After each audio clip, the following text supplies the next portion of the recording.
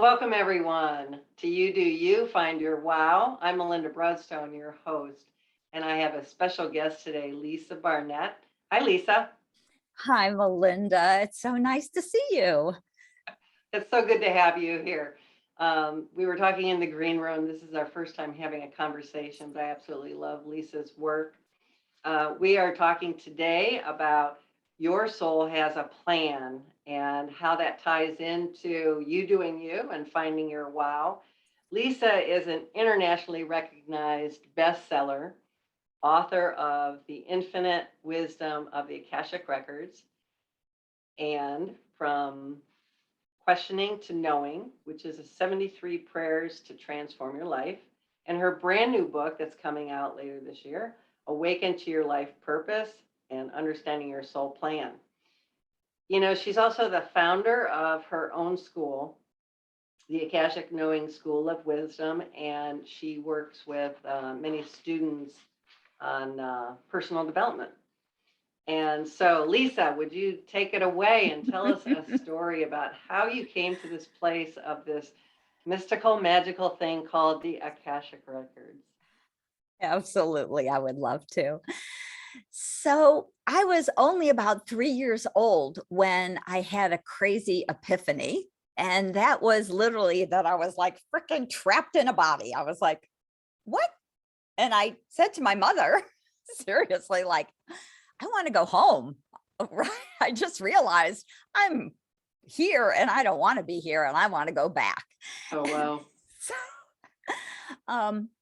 my dear sweet mother, oh my gosh, um she was probably like, who the heck are you and what did you do with my sweet little daughter, right?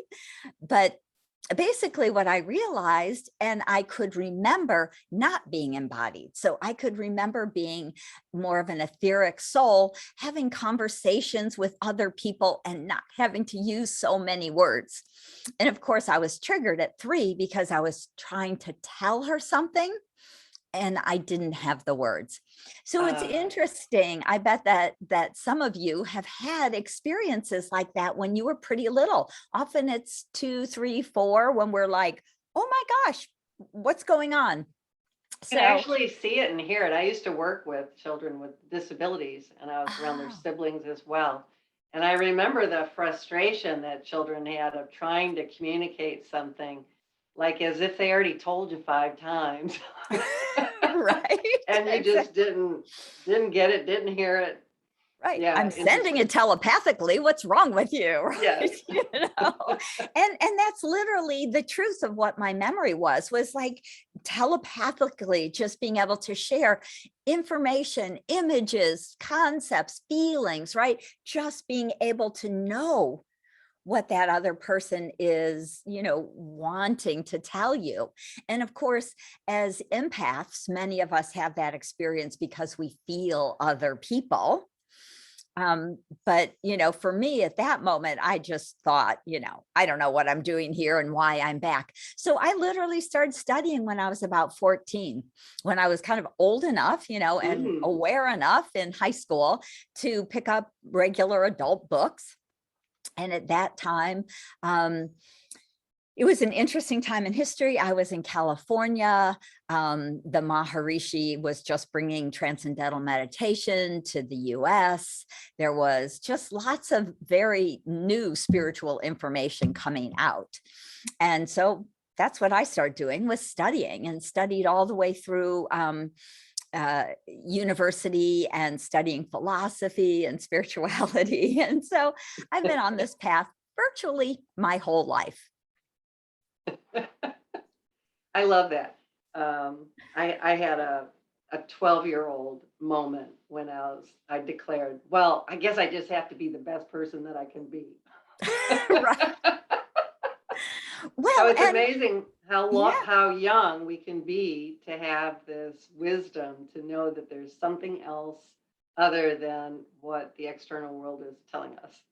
Right. Absolutely. And so, in kind of a similar maybe experience that you had when I was about 19 years old, my best friend, my soul sister, the person that I had spent most of my time with since I was 5 years old, she died in a car accident. Mm. And I just thought, I don't know. This is like my soul sister. We came to do something together and now she's gone. Now what do I do? Right. So again, a lot of us have these kind of traumatic experiences, emotional traumas and pain. I basically decided that I was going to be the best human I could be, because in some way, I don't think I really saw myself as particularly human because I was so conscious and awake, right? So I'm like, whatever humans come to do, I'm going to try and do that. So I decided that was make money, have fun, travel, like do human stuff. And so I took a, kind of left turn for a while because I was like, I'm done with the spiritual aspect. I've been on this path since I can remember. And this is what I get for it. Like, I'm going to take a left turn.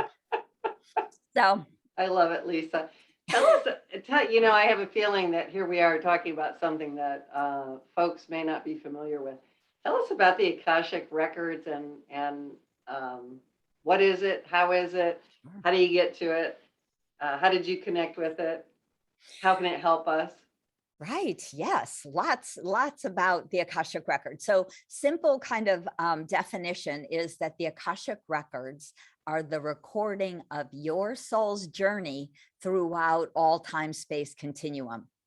So from the moment you individuated from source, and at some point we all as souls individuate from source and go on a journey. So that journey is recorded in your own personal library. And you have what I would refer to as librarians. You have beautiful beings of light who have never been human. They've never been on this journey. They are in service to us in helping us keep our own Akashic records and understand the information that we have stored in there. Mm. So if you imagine this big etheric library, each soul has their own library and their own set of librarians. And the thing is that all this information is very, very valuable to us because we have gifts and talents. We've learned lots of things through our hundreds and hundreds and hundreds of lifetimes. And when we can start to access our own Akashic records, we can reclaim some of our gifts. We can understand the soul plan we made, which I'd love to go deeper into. But we really have this, whole storeroom or library of information that we can access to support ourselves, to really help understand who we are, right? So if you want to find your wow, just imagine that when you can open your Akashic records, you will understand who you are, why you came here, what you came to do. And so when we step into that alignment, it's so powerful and also makes our life a whole lot easier because we are in alignment to who you are and what you came to do. Yes, yes. And be able to mine all of your talents from many lifetimes, right? And Right. some people experience having past life regressions and those kind of things. And if you're spending all your time talking about how you died, you're probably not getting the best of what you experienced in past lifetimes, right? And isn't that the most important thing you can do is like bring forward all of the wonderful gifts that you have and not waste your past, just pull it into the future. Right, absolutely. It's phenomenal. And so every single lifetime, you make a soul plan before you embody. So before you jump back in, you say, this is what I want to do. These are the gifts and talents I want to bring back to humanity, to my life, to my family, right? To a variety of different people. These are the people I want to write soul contracts with. These are the people I want to support in my life. And of course, we always have two-way support contracts. So I'm here to support you and you're here to support me. And or we also write soul contracts with karma attached. And really what that means is, because karma is not about a punishment, it is not, kind of what happens because you've been a bad soul or person. It's about learning and growing as a soul. So when we say we write a soul contract with karma attached, that means that it may be a challenging relationship, but there's something to learn. There's something else to see or to do. There's compassion to be felt, forgiveness to be had, love to be shared, wisdom to be shared. And so because we always come to grow as a soul, that is your main soul purpose, is to grow and to learn more and to kind of move up energetically, vibrationally into a higher frequency. If you can imagine that we start usually on Earth in these kind of lower emotional frequencies of, shame and blame and guilt, victimhood, all of those kind of lower energies. And as we start to get more and more conscious, we can be more kind, more loving, more compassionate. We can be forgiving for different things. And so we come again and again and again to grow in this way, because it's not very easy to do, really. Many of us take a lot of lives to learn that forgiveness thing, maybe hundreds of lives to learn about forgiveness, right? Yeah. But we do have a plan, and that is very much, and I would say, again, overview purpose is of course going to be to stick as much to your soul's plan as you can. But since nobody knows what their soul plan is, right, it's super helpful to access your Akashic Records and have that conversation with your record keepers.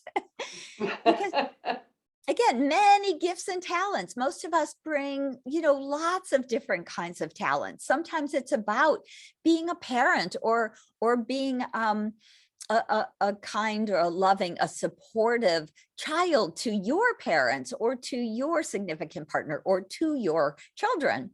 So parenting and relationship, family relationship is huge in our learning and growth, as well as those gifts, bringing those talents out to the world in so many different ways.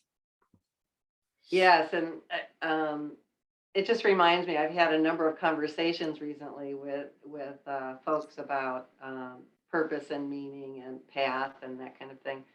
And there's some people that just already know. They just know. They may not know the form, but they just know what they're here to do. And then there's the folks who hadn't really connected at that level, that I'm here for a purpose. And then find it very difficult it's like just when people start asking them, what's your vision? What's your plan? What's your purpose?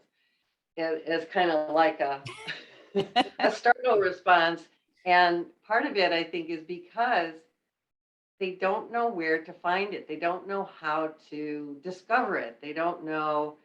It's like, if you don't already have that inkling for some reason, and I think a lot of people don't, then it's a little bit crazy making. So can you talk a little bit more about that and how people connect more deeply? And, I know you're saying the Akashic Records, but if there's something that, like, what are the beginning steps of just tuning in and getting there? Yes, absolutely. So I think that there's a couple of different aspects that are important to also be aware of, because I do a lot of Akashic reading and healing sessions for clients, and many, many, many of them come to me with, what's my soul purpose? Now, one thing to be aware of is that your soul purpose is never a job description. I think often people misunderstand what purpose means, And they think it's like, I'm supposed to work there or do that. And because we are infinite souls, we are ancient souls, we usually have more than one purpose. So you might have 3, 4, 5, 6 purposes. The record keepers always say, you would be so bored if you only had one purpose, right? It would be like, even if your purpose was to write a book, then what? That took 2 years. Now what do I do, right? So it's much more complex than just kind of a simple job description. And like I was saying, a lot of it has to do with other people, and it has to do with soul growth. So what I notice is that often those people who like start playing the piano when they're 3 years old really have some very powerful past lives as musicians or as pianists, or, you know, have really come forward with a very clear, this is what I'm here to do, is to bring this, you know, music, this phenomenal music back to humanity. And there are some people who have very clear kind of singular purposes. And even in a strange way, I'd say I kind of have a singular purpose, which is to bring the Akashic Records back to humanity. And that was what the Akashic Record keepers, these librarians that keep our records, asked me to do 15 years ago. They said, would you help us bring this information back to humanity? Interesting. So, back to humanity. I heard that. Oh, yeah, back to humanity. Because the interesting thing is that it had been an energy that was easily accessible to most people. But back in the dark ages, we started to misuse it, the information that we could get for our own good, right? For finding other people's money or gold, or winning a war, or, you know, taking over another country, whatever it might have been, we were misusing it. And of course, it was the dark ages, very low vibration. And so at that point, the beings of light, these energetic beings, which are part of source energy, pure light, pulled the vibration of the Akashic Records far enough away from the planet that the only people who could access that information any longer were people who were very spiritual, mystics or seers, or maybe monks, you know, people who really lived in kind of the higher vibrational energy already, and not more in the lower old energies that were probably under, you know, I'd say under a vibration of 200, which are the, you know, kind of lower emotional energies. Yeah. So, well, it gives a sense of, for me, it gives a sense of comfort to know that there's these beings that are looking out for our own good, and on the spiritual realm, and safeguarding some things that we don't have the wherewithal or the ability to do much about. So, right. Yes. And I like that you said that, because people will often ask me, can other people access my records? Are they safe? Can they be rewritten by someone else? And, you know, basically the answer is no, because there are these beings of light that are really keeping our records safe, safeguarding us, helping us, protecting us.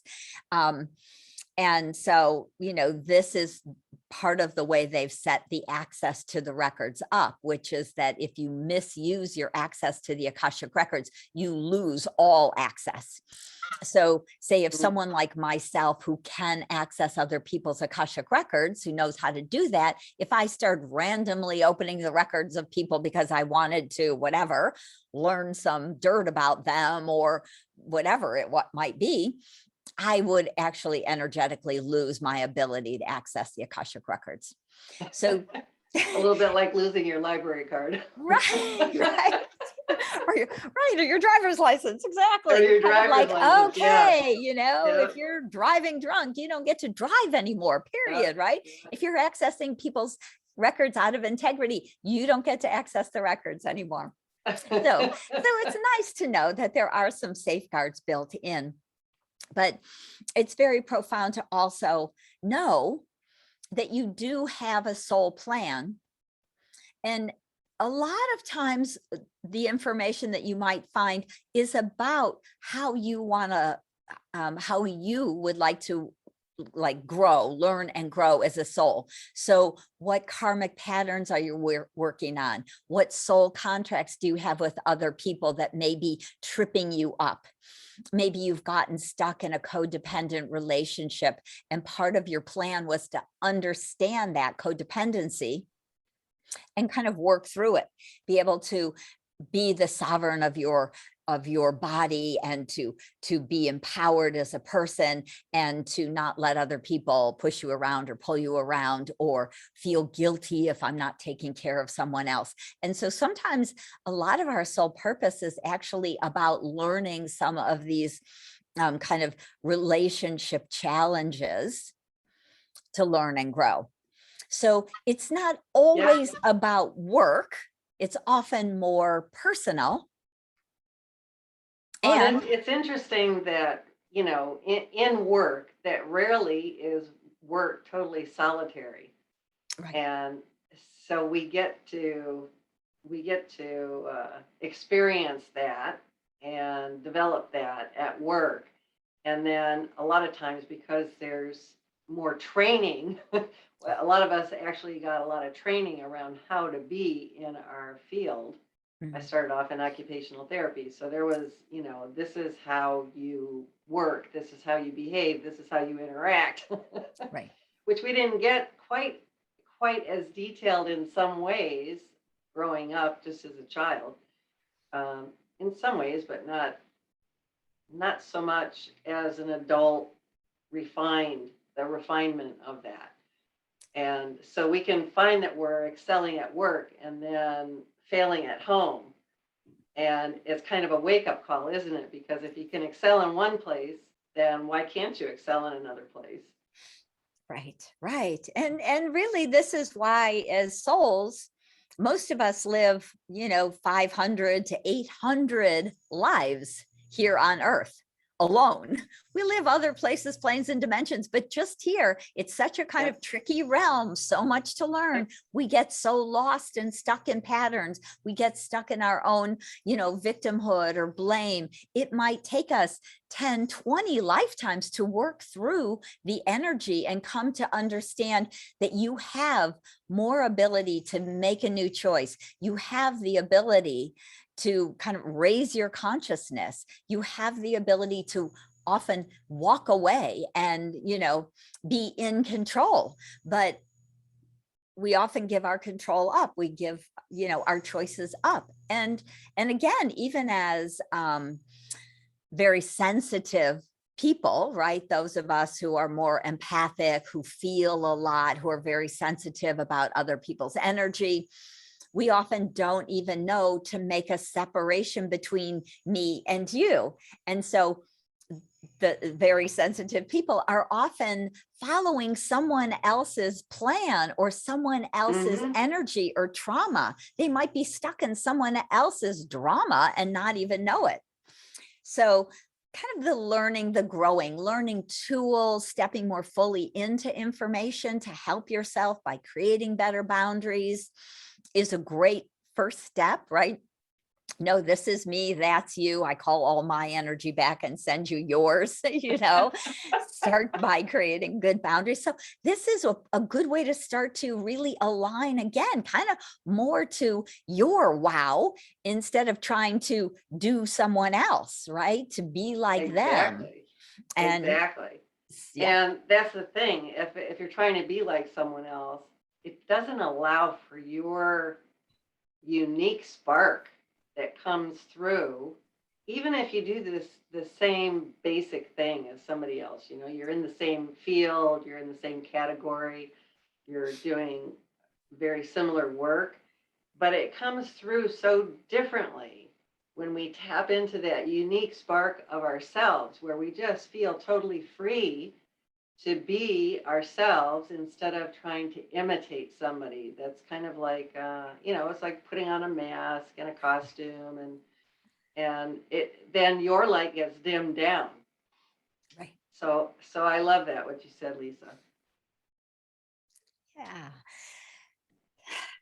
So much, I would say, in the Akashic Records to assist people in their life. One of the things I love to teach my students to do is to really just open their records every day and say, please align me to my highest soul path and purpose of today.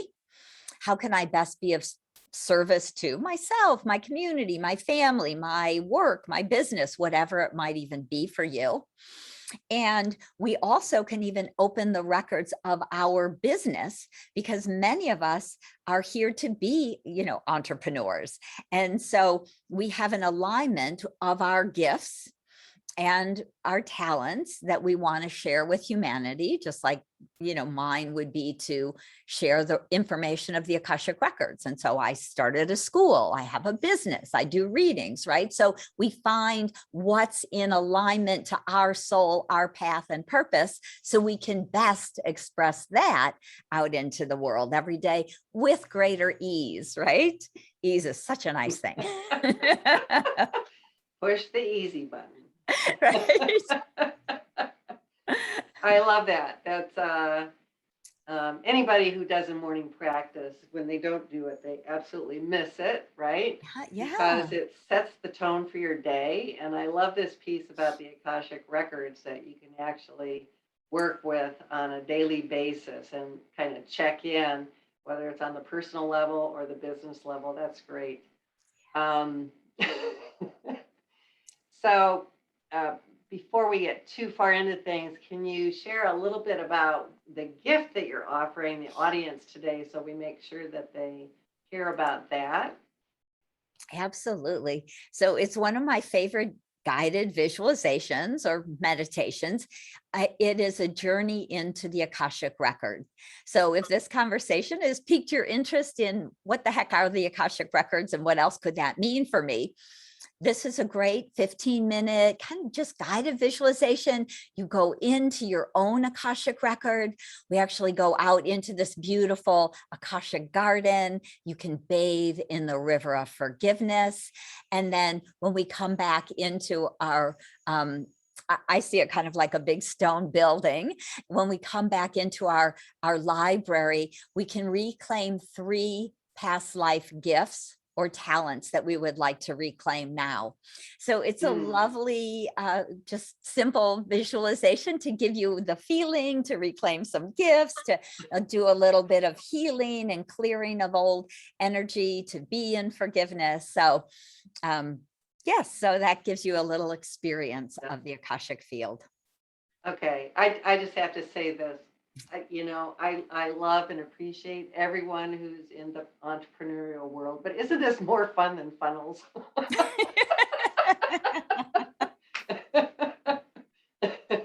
Right? So your Lisa's gift will be posted in the Facebook group, which I hope everyone pops into. There's a link that you can access the Facebook group, and you'll just pop right in there, and you'll get to see all of the speakers and their gifts, and Lisa's in particular today when we post that. And you'll also have it in the email, and we'll have a collective list of them as well. So there's lots of places you can find that. So if you didn't catch it on the interview, just refer back to Facebook group, and we've got your back. And also we're encouraging all of the experts to pop into the Facebook group to answer any questions about the interview or their gift. And you can, of course, look up Lisa online and find her whole full story and all of her accomplishments. I just wanted to get into the meat of things today as fast as we could, because it's a fascinating topic. Lisa, is there something else that you would like to share in terms of like what is, like, you actually gave them a thing to do. You said the morning thing, right? The morning thing. Is there anything else like that's top of mind that you're just like, they got to know this? Well, really, never a simple question Just a for little me. bit of pressure. Right, right. Well, to me, I love to teach a lot of these kind of simple tools like calling back your energy so you can really be whole and present. Now we leave our energy scattered all over the Yes. universes, honestly, other lifetimes, childhood, a meeting, or old relationship, etc. So being able to reclaim really all of our energy again helps us to be more aligned to who you truly are as we create better boundaries. And one of the things I find at this time, especially in history, is that doing the forgiveness work, being compassionate, understanding that no matter what someone is doing or saying, they're all still a divine soul just like you. And when we can see people in that way, maybe drop more deeply into our heart and, forgive them for whatever the heck it might be that they're doing or saying or how they're acting. And of course, the Akashic Record keepers have given us a forgiveness prayer, which really is a lovely prayer to cover forgiving other people and forgiving ourselves for hurting other people, because we often do that unconsciously. And of course, forgiving ourselves for hurting ourselves, because who doesn't do that, right? And so learning, doing your forgiveness work. And of course, I teach all of these beautiful, profound, and simple tools in my upcoming Akashic Record course, Learning to Access Your Akashic Records. So if people are interested, they can kind of look a little bit more into that, because I teach that online 3 times a year.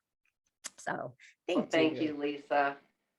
I so much enjoyed this conversation and widened the conversation of actually learning more about your operator's manual.